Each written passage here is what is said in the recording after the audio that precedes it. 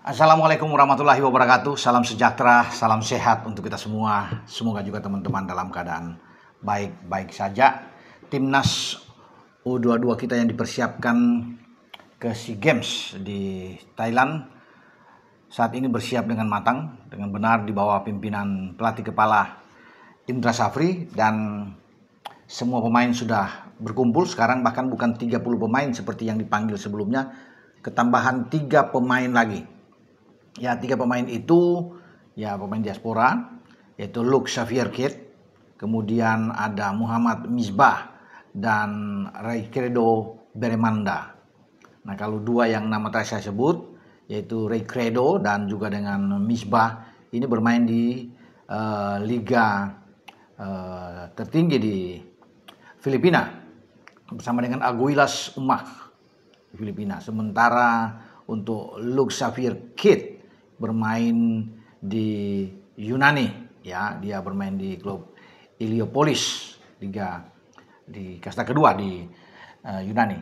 Jadi mereka datang itu sudah dikonfirmasi oleh manajer tim Pak Sumarji, juga pelatih Indra Safri, bahwa itu keinginan mereka untuk bergabung bersama-sama dalam seleksi ke SEA Games, dan ini diterima. Akan dilihat nantinya apakah mereka memenuhi syarat untuk bisa bergabung nantinya. Karena kan ada pemilihan itu dari 33 sudah, dengan 3 nama tadi itu akan diciutkan 10 nama. 10 nama itu nanti akan masuk ke 23 di list terakhir. Ya, di entry by name itu untuk dikirim ke pihak penyelenggara SEA Games di Thailand.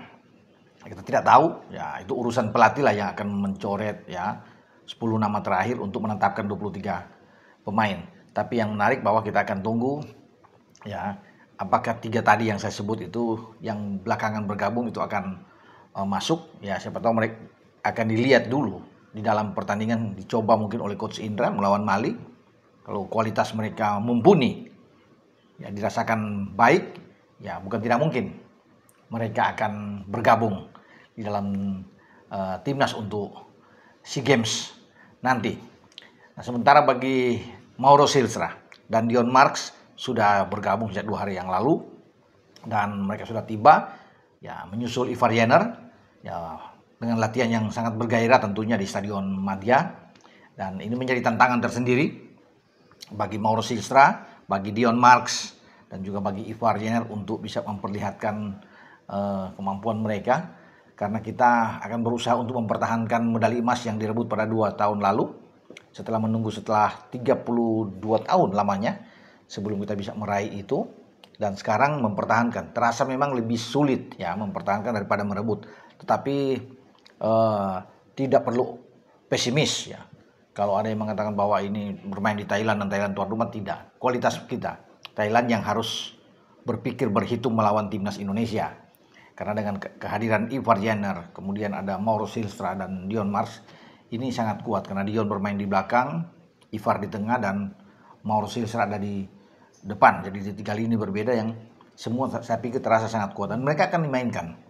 Saya rasa melawan Mali, Coach Indra Safri akan mencoba ketiga pemain tersebut untuk bisa bermain di awal di starting 11 yang akan dimainkan. Mali tim yang sangat kuat ya.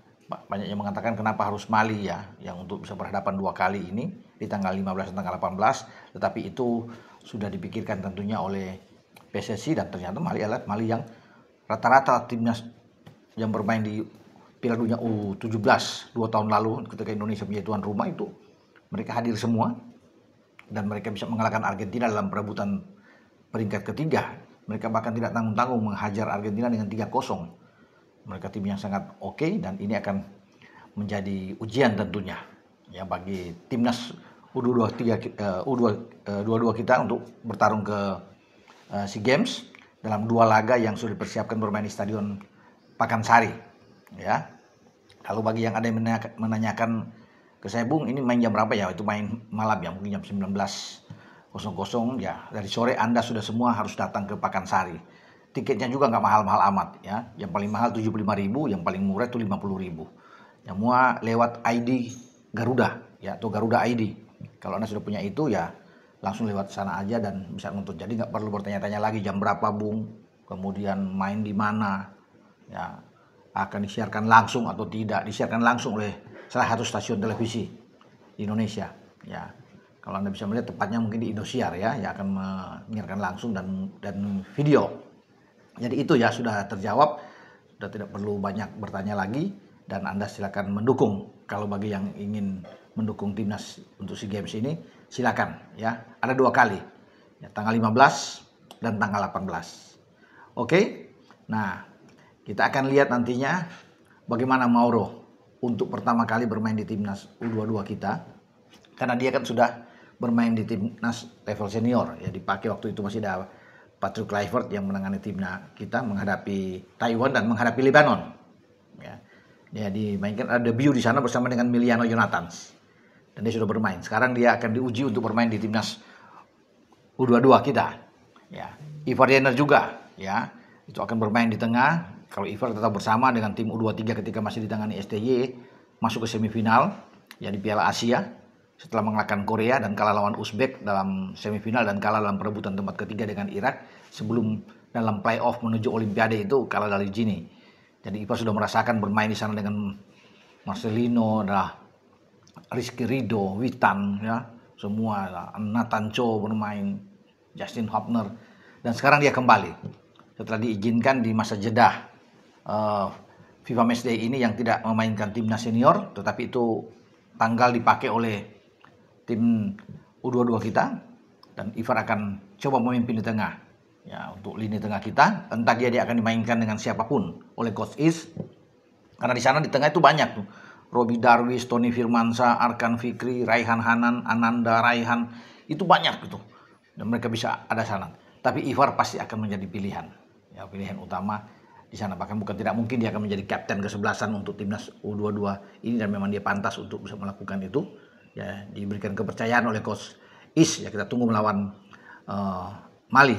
Sementara di belakang juga masih kita belum tahu apakah Dion akan ditampilkan sejak awal, karena di sana juga kita tahu ada Kadek Arel, ada Muhammad Ferrari, ada Brandon Suneman juga berada di sana, ada Kakang Rudianto juga ya. Kalau yang lain kan bermain agak ke pinggir, termasuk dengan Donitri Pamungkas, ada Frankie Misra, Mikel Tata, semua kan agak ke pinggir. Ada Buffon juga bermain ke kanan. Itu menjadi ranahnya bagi Coach Is untuk bisa menentukan komposisi di jantung pertahanan kita. Tetapi yang pasti poin yang paling penting, mereka bersemangat, baik Mauro, Ivar, dan Dion, untuk masuk dalam timnas persiapan ke SEA Games dan ikut berlatih di Stadion Madia bersama dengan rekan-rekannya ya. Dan kita berharap tentunya mereka bisa menunjukkan permainan terbaik ya, dalam 2 pertandingan melawan Mali di uji coba sampai ke SEA Games nantinya. Oke, dengan saya Bung Ropan. Ciao.